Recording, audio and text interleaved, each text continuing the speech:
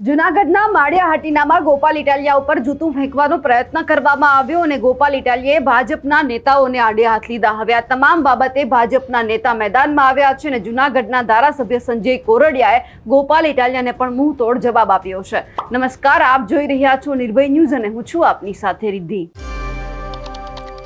જૂનાગઢના માળિયા હાટીનામાં જ્યારે ખેડૂત સભા હતી અને આ સભા દરમિયાન ગોપાલ ઇટાલિયા છે તેમના ઉપર જૂતું ફેંકવાનો પ્રયત્ન કરવામાં આવ્યો અને તેમણે ભાજપના તમામ નેતાઓને આડે હાથ લીધા। હવે આ તમામ બાબતે જે જૂનાગઢના ધારાસભ્ય છે સંજય કોરડિયા તે મેદાનમાં આવ્યા છે અને તેમણે ગોપાલ ઇટાલિયાને જવાબ પણ આપ્યો છે અને ગોપાલ ઇટાલિયાને કહી દીધું છે કે જૂતું ફેંકવાની શરૂઆત ગોપાલભાઈ તમે કરી છે, આપણે કોઈને શીખવાડીએ તેમ બીજા કરે, તમે પણ શીખવાડ્યું છે। ગોપાલભાઈ, તમે કોના ઈશારે જૂતું ફેંક્યું હતું એ તમે અમને પહેલા જવાબ આપો। જ્યારે ભૂતકાળની અંદર જૂતું ફેંકવાનો પ્રયત્ન કરવામાં આવ્યો તો એ જ બાબતે હવે જવાબ માંગવામાં આવ્યો છે। તમારી રાજકીય કારકિર્દીની શરૂઆત તમે જૂતું ફેંકવાથી કરી હતી। તમારી આમ આદમી પાર્ટીની મીટિંગમાં તમારા કાર્યકરો બેઠા છે, તેમાં તમે પૂછો તમારાથી કોણ નારાજ છે તે તમે મનોમંથન કરો। અને આ બધાની વચ્ચે હવે સંજય કોરડિયાએ ગોપાલ ઇટાલિયાને શું જવાબ આપ્યો છે તે પણ સાંભળીએ। મારે પહેલાં તો ગોપાલભાઈને કહેવું છે કે ગોપાલભાઈ, આ જૂતું ફેંકવાની શરૂઆત કોને કરી હતી અને કોના ઈશારે કરી હતી એ આપણે બતાવવું જોઈએ। આપણી રાજકીય કારકિર્દી આ જૂતું ફેંકવાથી જ શરૂ થઈ છે, એટલે આવું આપણે જ કોઈને શીખવાડતા હોય છે ને પછી થતું હોય છે। આપણી કહેવત છે ને, આપણા ઘરના બાળકોની અંદર આપણે જે શીખવાડીએ ઘડતર થાય। અને જ્યારે પણ હોય ત્યારે પોલીસવાળાને કોનો ફોન આવ્યો, કોનો ફોન આવ્યો, કોઈનો ફોન નથી આવતો, એ કોણ છે એ તપાસ કરો। આની પહેલાં તમે સીધી વાત હોય ત્યારે ભારતીય જનતા પાર્ટી સરકાર હોય કે ભારતીય જનતા પાર્ટીની ઉપર આક્ષેપ કરતા પહેલાં આત્મચિંતન કરવું ખૂબ જરૂરી છે કે આ શું કામ થઈ રહ્યું છે અને શું કારણથી થાય છે। એટલે આની પહેલાં પણ ફેંક્યું હતું ત્યારે કોંગ્રેસનો કાર્યકર નીકળ્યો હતો। આને તપાસ કરો ને। કોઈ આક્ષેપ કરતા પહેલાં નક્કર પગલાં લેવા જોઈએ। ભારતીય જનતા પાર્ટીના સંસ્કાર નથી આવા કે કોઈની ઉપર જૂતું ફેંકે।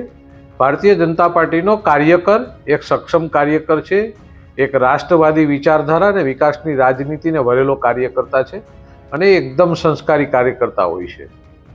એ આવા કામો કરવાની ભારતીય જનતા પાર્ટીના કોઈના ઈશારે તો ઠીક છે, પણ ભારતીય જનતા પાર્ટીના કાર્યકરની અંદર વિચાર પણ ન આવે।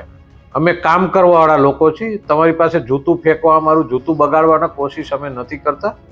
એટલે બહુ ધ્યાન રાખીએ। અને કોઈ પણ વસ્તુ છે ને એની શરૂઆત આપણાથી જ થતી હોય છે, આપણે શીખવાડી છીએ એટલે થતું હોય છે। અને પછી આપણા લોકોને તમે જ કીધું હોય ને એ નારાજ થઈને કરતા હોય છે, એટલે એ જોવું જોઈએ। એટલે દર વખતે ભારતીય જનતા પાર્ટીની સરકારને ભારતીય જનતા પાર્ટીના આક્ષેપ કરવાને બદલે આપને પ્રજાએ જે જનમત આપ્યો છે એ વિસ્તારની અંદર આપ ખૂબ સારી રીતે કામ કરો અને લોકોને મદદરૂપ થાવ, એ મહત્વની વસ્તુ છે। મારે પહેલાં તો ગોપાલભાઈને કહેવું છે કે ગોપાલભાઈ, આ જૂતું ફેંકવાની શરૂઆત કોને કરી હતી અને કોના ઈશારે કરી હતી એ આપણે બતાવવું જોઈએ। આપણી રાજકીય કારકિર્દી આ જૂતું ફેંકવાથી જ શરૂ થઈ છે, એટલે આવું આપણે જ કોઈને શીખવાડતા હોય છે ને પછી થતું હોય છે। આપણી કહેવત છે ને, આપણા ઘરના બાળકોની અંદર આપણે જે શીખવાડીએ ઘડતર થાય। અને જ્યારે પણ હોય ત્યારે પોલીસવાળાને કોનો ફોન આવ્યો, કોનો ફોન આવ્યો, કોઈનો ફોન નથી આવતો, એ કોણ છે એ તપાસ કરો। આની પહેલાં તમે સીધી વાત હોય ત્યારે ભારતીય જનતા પાર્ટી સરકાર હોય કે ભારતીય જનતા પાર્ટીની ઉપર આક્ષેપ કરતા પહેલાં આત્મચિંતન કરવું ખૂબ જરૂરી છે કે આ શું કામ થઈ રહ્યું છે અને શું કારણથી થાય છે। એટલે આની પહેલાં પણ ફેંક્યું હતું ત્યારે કોંગ્રેસનો કાર્યકર નીકળ્યો હતો। આને તપાસ કરો ને। કોઈ આક્ષેપ કરતા પહેલાં નક્કર પગલાં લેવા જોઈએ। ભારતીય જનતા પાર્ટીના સંસ્કાર નથી આવા કે કોઈની ઉપર જૂતું ફેંકે। ભારતીય જનતા પાર્ટીનો કાર્યકર એક સક્ષમ કાર્યકર છે, એક રાષ્ટ્રવાદી વિચારધારા અને વિકાસની રાજનીતિને વરેલો કાર્યકર્તા છે અને એકદમ સંસ્કારી કાર્યકર્તા હોય છે।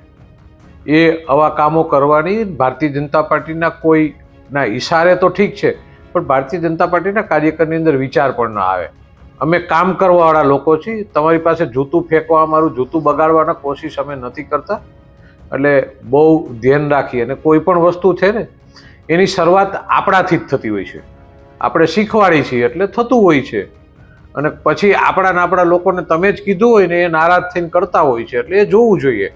એટલે દર વખતે ભારતીય જનતા પાર્ટીની સરકારને, ભારતીય જનતા પાર્ટીને આક્ષેપ કરવાને બદલે આપને પ્રજાએ જે જનમત આપ્યો છે એ વિસ્તારની અંદર આપ ખૂબ સારી રીતે કામ કરો અને લોકોને મદદરૂપ થાવ, એ મહત્વની વસ્તુ છે.